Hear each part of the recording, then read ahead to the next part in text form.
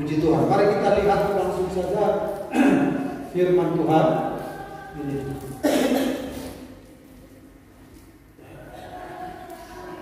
Yesaya 66 ayat 1 dan 2. Mari kita baca bersama-sama. 1, 2, 3. Beginilah firman Tuhan, langit adalah tahtaku dan bumi adalah tumpuan kakiku. Rumah apakah yang akan kamu dirikan bagiku, dan tempat apakah yang akan menjadi perhentianku? Bukankah tanganku yang membuat semuanya ini, sehingga semuanya ini terjadi? Demikianlah firman Tuhan. Tetapi kepada orang ini aku memandang, kepada orang yang tertindas dan panas semangatnya, dan yang gentar kepada firman-Ku. Haleluya. Jadi saudara-saudara, Tuhan berfirman kepada orang Israel lewat Nabi Yesaya. Ya. Jadi ini adalah ungkapan Tuhan tentang dirinya. Jadi ini bukan ungkapan Yesaya tentang Tuhan. Kalau sepanjang perayaan Natal kita sudah banyak membahas Yesus itu adalah penyataan Allah, ya. Allah yang mengungkapkan. Jadi Yesus itu kalau kita lihat dalam 1 Yohanes 5:20, Yesus datang memberikan kepada kita pengertian yang benar tentang Allah yang benar. Memberi pengertian kepada kita bahwa kita ada di dalam yang benar. Memberikan pengertian kepada kita bahwa Yesus adalah Allah yang benar. Nah, jadi saudara-saudara, Allah yang tidak kelihatan itu lebih tepat dijabarkan kalau dia sendiri yang menjelaskan dirinya. Sebelum itu manusia menjelaskan diri Allah. Allah itu begini, Allah itu begini, Allah itu begini. Jadi ketika Yesus datang, dia sendiri yang menjelaskan siapa dirinya. Nah, kita lihat di sini dalam Yesaya 66, kita lihat ungkapan Allah tentang Dia. Ya. Dia sendiri yang mengungkapkan dirinya. Ya. Bukan Yesaya yang mengungkapkan siapa Tuhan, tetapi Tuhan sendiri yang mengungkapkan siapa Dia. Nah, kalau kita lihat di sini Bapak Ibu, beginilah firman Tuhan. Jadi Tuhan yang mengungkapkannya. Langit adalah tahtaku dan bumi adalah tumpuan kakiku. Rumah apakah yang akan kamu dirikan bagiku, dan tempat apakah yang akan menjadi perhatianku? Bukankah tanganku yang membuat semuanya ini, sehingga semuanya ini terjadi? Demikianlah firman Tuhan. Tetapi kepada orang inilah aku memandang, kepada orang yang tertindas dan patah semangatnya, dan yang gentar kepada firman-Ku. Jadi lewat ayat ini dia sedang mengutarakan apa yang ada di hatinya sebenarnya. Ya. Nah, pada pagi hari ini kita lihat tema firman Tuhan, ungkapan hati Tuhan untuk kita. Amin. Tuhan mengungkapkan isi hatinya kepada kita. Tuhan mengungkapkan isi hatinya kepada orang Israel. Siapa Dia? Bukan kita yang merumuskan siapa Tuhan, tetapi Tuhan yang menjelaskan siapa Dia. Dia mengungkapkan siapa Dia. Yang pertama kita lihat Bapak Ibu, apa yang Tuhan ungkapkan pada kita dalam ayat ini. Yang pertama, langsung saja kita lihat, beginilah firman Tuhan, langit adalah tahtaku dan bumi adalah tumpuan kakiku. Kalau kita lihat di sini, ini adalah gaya bahasa yang Tuhan pakai. Jadi ada kalau di sekolah di di belajar bahasa Indonesia ada berbagai gaya bahasa. Ada gaya bahasa metafora, ada gaya bahasa personifikasi, ada gaya bahasa masih banyak lagi ya. Allah menggunakan gaya bahasa metafora di sini, yaitu dia, saudara-saudara, menggambarkan dirinya, ya, menggambarkan dirinya tanpa menggunakan kata penghubung. Misalnya, kalau kata penghubung kan, tahtaku seperti langit, bumi, tahtaku seperti langit, atau bumi seperti tuan kakiku, begitu. Tidak begitu, tapi dia kata tahtaku adalah langit, langit adalah tahtaku, dan bumi adalah tumpuan kakiku. Nah, kira-kira Bapak Ibu, apakah ini arti yang sebenarnya? Apakah kalau kita bayangkan tahtaku, langit adalah tahtaku, oh langit ini, lalu Tuhan duduk di situ, lalu bumi adalah tumpuan kakiku, berarti Tuhan berjejak di bumi. Berarti bagaimana cara membayangkan begitu? Tapi itu adalah sebuah penggambaran tentang kemahakuasaan Tuhan. Jadi artinya adalah Tuhan tidak dibatasi oleh benda. Tuhan melebihi ciptaannya. Kalau Bapak Ibu bayangkan, langit adalah tahtaku, seberapa besar langit itu? Langit artinya itu adalah angkasa raya, jagat raya, galaksi. Berarti saudara-saudara, Tuhan itu sangat besar sekali. Tuhan itu besar sekali. Tuhan itu tidak dibatasi oleh tempat. Jadi orang Israel berusaha membuat tempat itu satu-satunya menjadi tempat Tuhan. Sehingga saudara-saudara, jadi kita lihat kesimpulan di sini Bapak Ibu. Ungkapan hati Tuhan pertama adalah Dia mengungkapkan kemahakuasaannya. Kenapa perlu diungkapkan kemahakuasaannya? Supaya manusia tahu siapa Tuhan yang kita sembah. Amin Bapak Ibu. Siapa Tuhan kita? Tuhan itu tidak dibatasi oleh gereja ini. Tuhan itu tidak dibatasi oleh sebuah tempat. Sehingga dikatakan Bapak Ibu di dalam 1 Raja-Raja 8:27, tetapi benarkah Allah hendak diam di atas bumi? Sesungguhnya langit, bahkan langit yang mengatasi segala langit pun tidak dapat membuat engkau. Jadi sewaktu Raja Salomo mendirikan sebuah rumah Tuhan, tetapi Tuhan berkata, tetapi benarkah Allah hendak diam di atas bumi? Ini pernyataan dari manusia ya. Sesungguhnya langit, bahkan langit yang mengatasi segala langit. Jadi ada langit dan langit dan langit dan langit. Jadi kalau Bapak Ibu yang naik pesawat, ketika kita naik pesawat, di bawah itu langit, di atas langit. Lalu kita pikir kalau kita sudah naik di ketinggian awan, ada awan di bawah, ada awan di atas. Lalu kita lihat lagi di atas berlapis-lapis awan, awan, langit, langit, langit.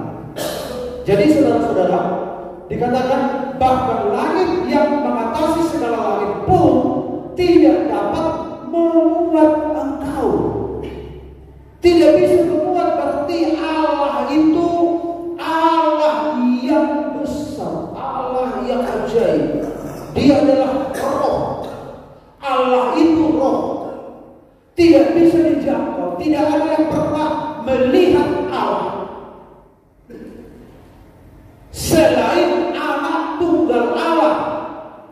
Dialah yang menyatakannya kepada kita, yaitu lewat Yesus Kristus. Jadi untuk mengenal Allah yang besar itu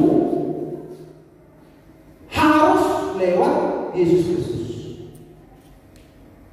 Kalau bukan lewat Yesus Kristus, tidak mungkin orang mengenal Allah itu. Jadi untuk menyasar Allah yang benar itu lewat Yesus Kristus, karena Yesus adalah gambar dan perupa Allah, gambar dan wujud Allah. Allah itu tidak berwujud, dia adalah roh, supaya manusia bisa melihat Allah yang adalah roh itu, dia menjadi manusia. Tidak ada seorang pun yang bisa menghampiri Allah yang misteri itu tanpa Yesus. Jadi kita bersyukur, percaya kepada Yesus Kristus. Amin. Untuk itulah seperti nyanyian kita, mengikut Yesus. Ini adalah keputusan. Dan banyak orang sekarang yang sudah ikut Yesus, benar-benar eklesia, artinya gereja itu eklesia, keluar dari dunia ini. Dia keluar dari dunia ini, dia mengikut Yesus. Ketika seseorang keluar dari dunia ini, itu sebuah anugerah. Itu sebuah anugerah.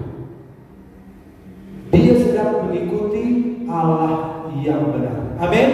Jadi saudara-saudara, Tuhan sedang mengungkapkan dirinya tentang kehebatannya kepada kita. Dalam Mazmur 19 ayat 1, langit menceritakan kemuliaan Allah dan cakrawala memberitakan pekerjaan tangannya.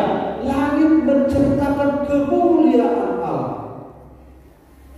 Kita ini seperti bahkan bumi dikatakan setitik debu.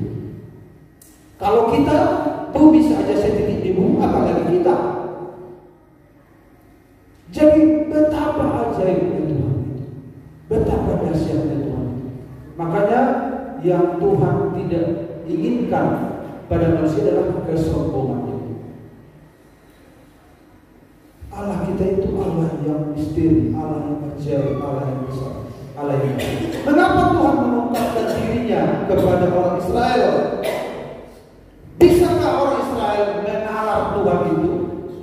Bisakah orang Israel membayangkan tentang kehebatan Tuhan Yahweh itu yang mereka sembah?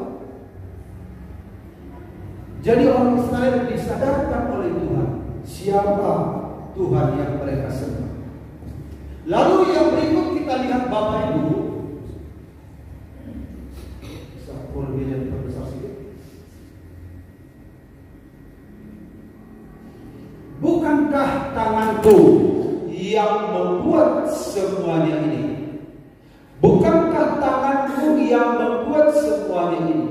Ini adalah gaya bahasa personifikasi. Tangannya, personifikasi artinya adalah sebuah penggambaran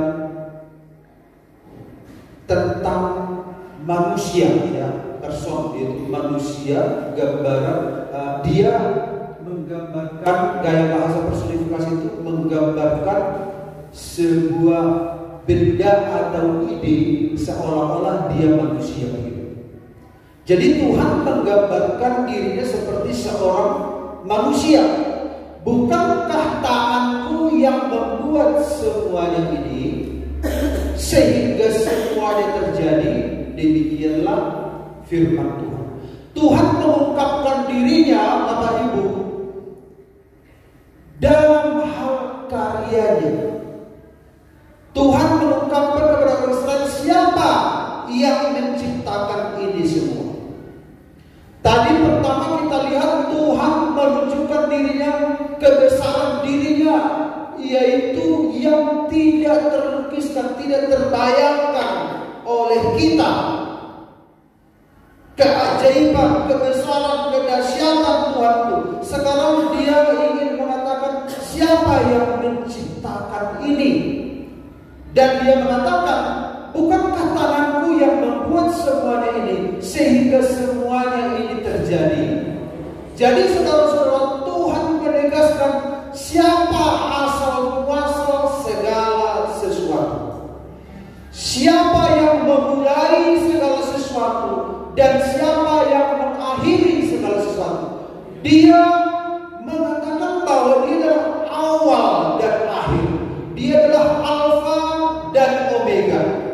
Di dalam dia semuanya terjadi. Tidak ada yang tidak terjadi di luar dia.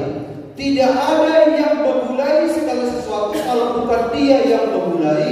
Tidak ada yang bisa mengakhiri segala sesuatu kalau bukan dia yang mengakhiri. Segala sesuatu ada di dalam dia. Makanya dikatakan ada istilah creatio ex nihilo. Dia menciptakan dari ketiadaan. Yang ada awalnya adalah Allah. Musa berkata, siapa namamu? Kalau orang Israel tanya, siapa yang mengutus engkau? Apa jawabmu Tuhan? Lalu Tuhan berkata, katakanlah, namaku adalah Aku adalah Aku. Aku ada. Eye aser eye. Aku ada yang aku ada. Jadi yang ada dari awal yaitu Allah sendiri.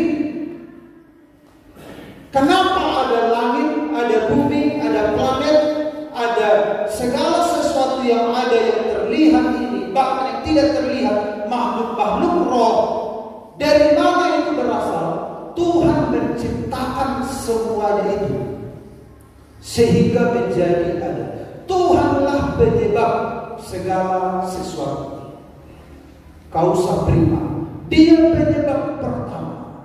Tidak ada sesuatu kalau bukan dia yang mengadakan. Di dalam Alkitab dikatakan Kejadian 1:1, pada mulanya Allah menciptakan langit dan bumi. Pada mulanya Allah menciptakan langit dan bumi. Tangan Tuhan yang menciptakan. Tuhanlah penyebabnya. Kalau teori-teori orang-orang pintar hari-hari ini itu berkembang, terus dipelajari di sekolah, apalagi ilmu fisika, ada teori Big Bang, ada teori evolusi. Jadi katanya bumi itu sudah ada materi-materi, sudah ada sebelumnya. Itu dari kekal sampai kekal. Alkitab mengatakan tidak ada. Alkitab mengatakan dalam Yohanes 1:3, segala sesuatu dijadikan oleh Dia, dan tanpa Dia tidak ada sesuatu pun yang telah jadi dari segala yang telah dijadikan. Jadi Yesuslah, Tuhanlah penyebab segala sesuatu. Dan ujung dari segala sesuatu ada di dalam Yesus. Semua ciptaan berujung kepada Yesus. Semua ciptaan harus bertanggung jawab kepada Sang Pencipta yang telah memulai segala sesuatu. Dan dikatakan dalam Kolose 1:17, Ia ada terlebih dahulu dari segala sesuatu, dan segala sesuatu ada di dalam Dia. Segala sesuatu ada di dalam Dia. Bapak Ibu bisa bayangkan, ada di dalam Dia. Planet, galaksi, miliar galaksi. Dalam galaksi itu ada banyak sekali planet-planet. Ada di dalam Dia.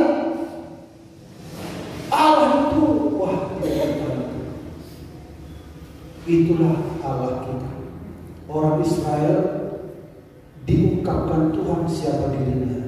Tuhan mengungkapkan siapa dirinya kepada orang Israel, supaya orang Israel menyadari siapa Tuhan.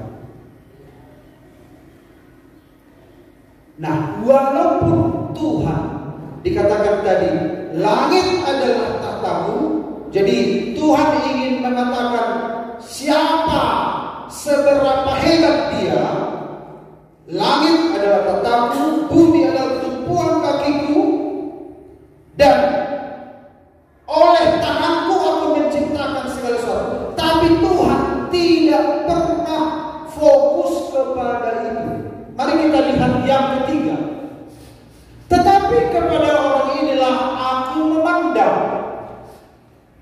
kepada orang yang tertindas dan patah semangatnya dan yang gentar kepada firman-Mu.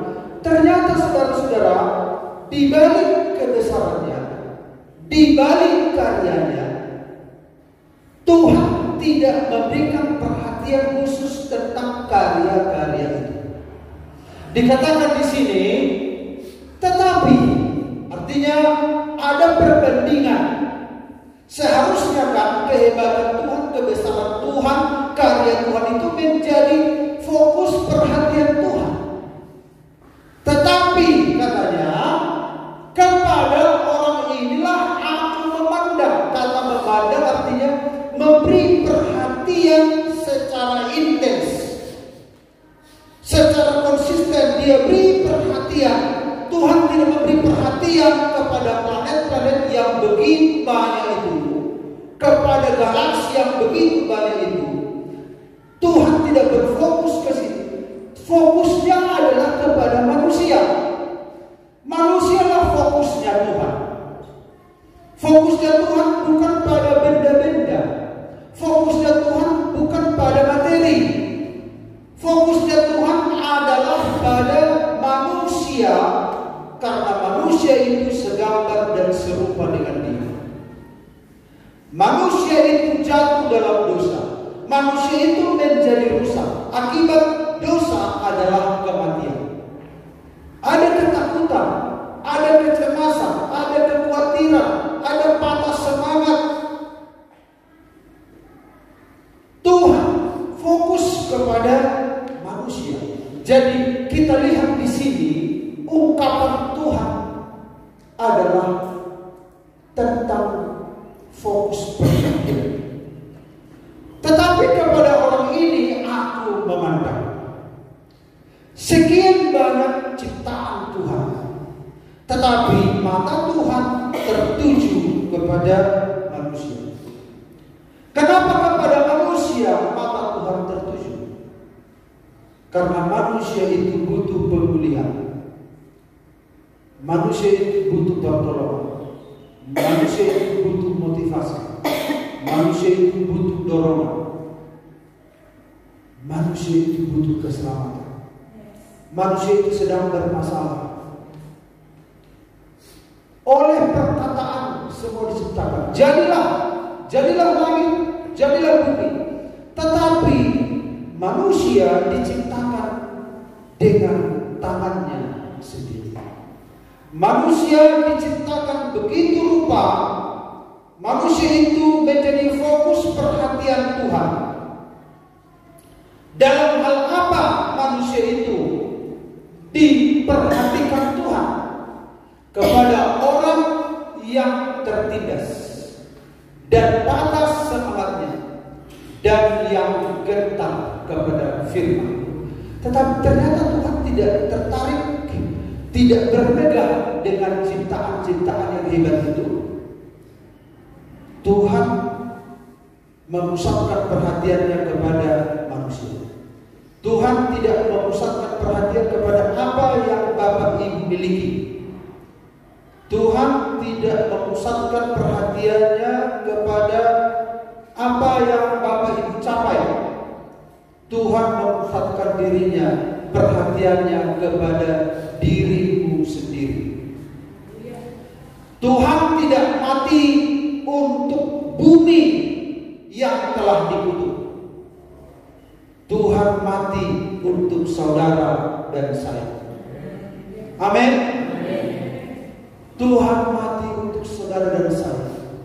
Segala sesuatu akan kita tinggalkan.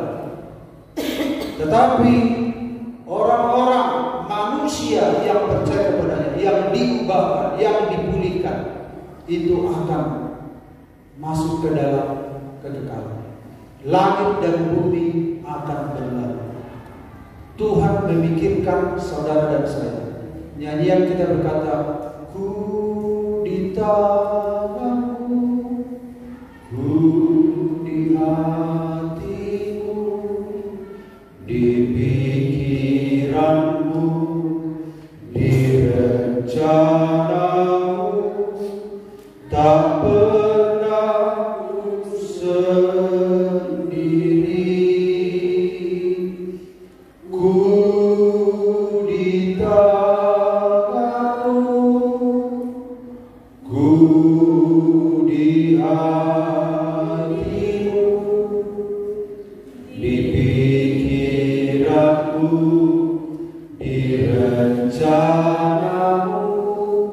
tak pernah ditinggalkan.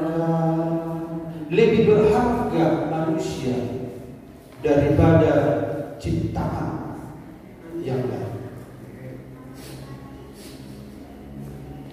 Lebih baik katanya binasa bumi, lebih berharga manusia, lebih berharga seorang manusia daripada seisi dunia itu. Kalau kita mengagumi seisi dunia, wah luar biasa. Apalagi kita mencapai dengan air mata, dengan keringat, dengan daging tulang. Ketika tercapai apa yang kita impikan, lalu kita seolah-olah memuja-muja Dia, dan jangan sampai lepas kita bertarung untuk mempertahankan apa yang kita capai. Tetapi Tuhan tidak pernah berjuang untuk mempertahankan itu. Tuhan berjuang untuk saudara dan saya. Dia datang menyelamatkan saudara dan saya. Satu waktu ada seorang yang mencoba datang kepada Tuhan menyelesaikan masalah keluarga. Tuhan, tolonglah, selesaikanlah masalah warisan saya dengan saudara-saudara saya. Apa kata Yesus? Bukan urusan saya. Itu bisa kau urus sendiri. Aku sedang mengurus diri. Tuhan fokus kepada diri saudara saya. Tuhan tidak tertarik mengurus hal-hal yang akan binasa. Orang yang tertindas ini dalam bahasa aslinya artinya adalah lemah, miskin secara sosial, secara fisik, secara ekonomi, secara emosional. Miskin. Dulu Tuhan menciptakan manusia itu sempurna, tidak ada sakit, tidak ada penolakan, tidak ada patah semangat, tidak ada ketakutan, tidak ada kekhawatiran, tidak ada kecemasan. Tapi ketika manusia jatuh dalam dosa, manusia itu terpuruk. Tuhan prihatin. Tuhan prihatin melihat kondisi manusia seperti itu. Rasa tertolak, tidak berharga, tidak berguna, tidak dikasihi. Itu bukan rencana awal Tuhan. Makanya Tuhan tertuju kasihan. Aku tidak menciptakan manusia seperti itu. Aku menciptakan manusia sempurna, hidup dalam kemerdekaan, hidup dengan penuh kebebasan hubungan dengan aku, hidup selama-lamanya. Tetapi kenapa manusia mati? Makanya Tuhan mengabaikan kemegahan-kemegahan itu. Kemegahan Tuhan adalah kita. Kemegahan Tuhan adalah manusia. Dia ingin mengubah hidup kita. Mengapa fokusnya Tuhan kepada manusia? Untuk menunjukkan Dia sanggup memulihkan, menunjukkan bahwa Tuhan berkenan kepada kita, menunjukkan bahwa Tuhan membawa kita ke dalam rencana-rencana yang ada, supaya manusia sadar bagaimana manusia itu awalnya, supaya manusia tahu apa solusinya. Solusinya adalah Dia datang ke dunia ini. Hanya dengan menerima Yesus, hanya dengan tinggal di dalam Yesus, kita mengalami berubah, kita mengalami peningkatan hidup, kita mengalami transformasi dalam seluruh kehidupan kita. Hanya di dalam Yesus kita bisa meningkat hingga serupa seperti gambar semula ketika manusia diciptakan awal. Adakah di antara saudara merasa hari-hari ini lemah, miskin secara sosial, secara fisik, secara ekonomi, secara emosional? Ternyata Tuhan memperhatikan saudara dan saya. Tuhan memperhatikan. Tuhan fokus karena kita sedang bermasalah. Ini fokusnya Tuhan. Yang kedua fokusnya Tuhan, orang yang patah semangat. Patah semangat di dalam bahasa aslinya adalah artinya menggambarkan hati yang remuk, kehilangan harapan. Tidak ada harapan. Dulu manusia itu diciptakan Tuhan, tidak ada rasa putus harap karena terhubung dengan Tuhan. Tetapi Tuhan memperhatikan kasihan manusia ini, tidak ada harapan. Makanya Tuhan berkata, aku merancangkan bukan rancangan kecelakaan, tapi rancangan masa depan yang penuh harapan. Tuhan ingin membalikkan keadaan kita. Makanya Dia menunjukkan siapa Dia. Dia menyatakan kebesarannya. Dia bisa mengubah segala sesuatu. Bahkan kematian pun Dia kalahkan untuk kita. Supaya anak-anak Tuhan jangan putus asa. Matanya tertuju kepada kita semua. Amin Bapak Ibu. Dia tidak memberi perhatian kepada galaksi yang sedang diteliti oleh ilmuwan dengan teropong. Banyak temuan-temuan di galaksi sekarang. Betapa banyak sekali. Dan ilmu itu begitu mahal. Banyak terobosan-terobosan yang telah dicapai oleh manusia yang berbiaya mahal sekali. Tetapi Tuhan tidak peduli dengan itu. Tuhan peduli dengan hidup saudara. Tuhan ingin perubahan hidup kita supaya kita semakin sempurna sama seperti Dia. Makanya Yesus datang ke dunia ini, Dia berkata, marilah kepadaku yang letih lesu dan berbeban berat, aku akan memberi kelegaan kepada. Yesus berkata, pencuri datang hanya untuk mencuri, membunuh, membinasakan. Dia mencuri segala yang Tuhan berikan kepada kita. Dia, iblis itu mengurangi. Tetapi Yesus datang, Dia menambahkan sampai kepada keserupaan dengan Dia.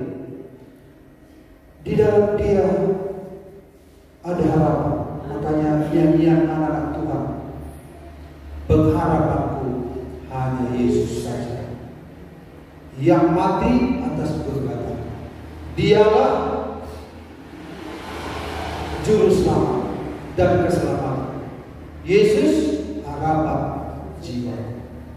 Lalu perhatian Tuhan di dalam ayat ini katakan, dan orang yang gentar terhadap firman. Ternyata Tuhan tidak tertarik dengan semua ciptaan-ciptaan yang lain walaupun besar,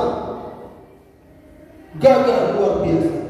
Tuhan tertarik kepada seorang anak Tuhan yang gentar terhadap firman.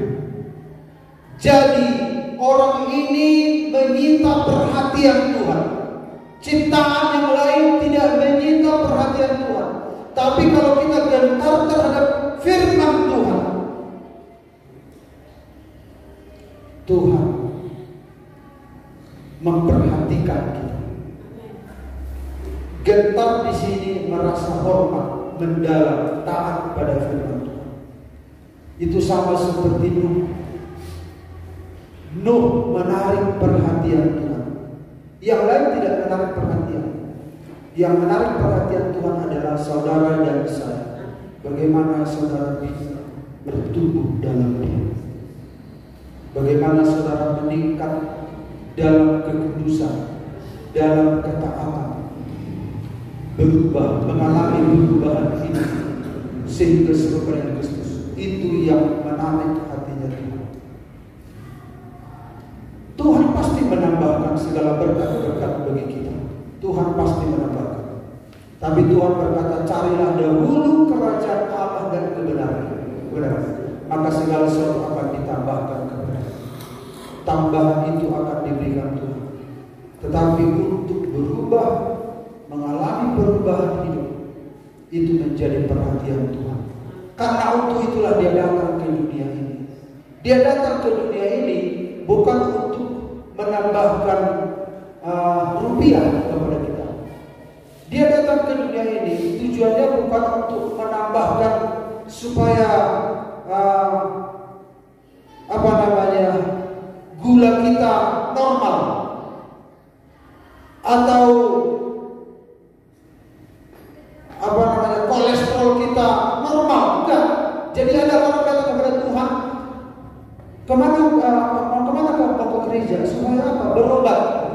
Padahal datang ke gereja supaya bertobat. Amin. Supaya berubah. Kalau hanya sekedar kolesterol saudara tidak teratur, ke dokter saja, tidak usah datang pada Tuhan. Ateis itu bisa sehat-sehat saja, tapi dia datang ke dunia ini menjadi manusia, mati di kayu salib, dikuburkan dan bangkit untuk mengubah kehidupan saudara dan saya yang sudah terpuruk ini, yang sudah hancur ini. Dia ingin mengubah kita sesuai dengan gambar. Amin. Maka Tuhan tertuju kepada saudara, apapun Bapak Ibu alami, fokus perhatiannya orang yang tertindas secara emosional, gambar dirinya rusak secara fisik. Kita itu tertindas, terintimidasi. Tuhan ingin menolong kita membebaskan dari tindasan itu, dari intimidasi itu. Dia ingin membebaskan kita.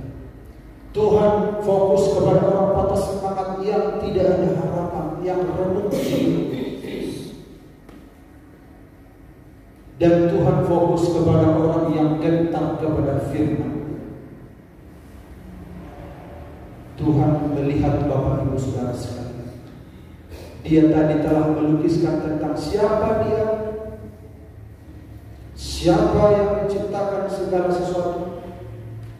Tetapi kepada orang inilah dia memandang, memberi perhatian, yaitu kepada saudara dan saya. Dia adalah jawaban kita.